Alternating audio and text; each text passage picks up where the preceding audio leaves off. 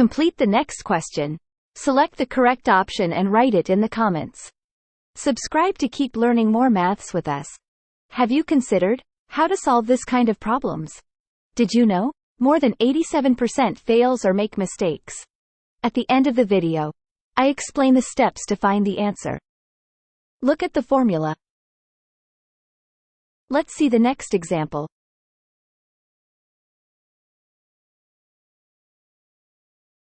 We will study the solution step by step. First step. Second step. Third step. Fourth step.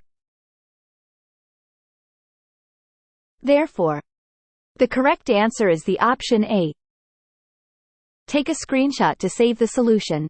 If you share this video, others will learn mathematics. And that's it. We're done. On this channel you can learn mathematics every day. Improve your math skills with us. See you until next time.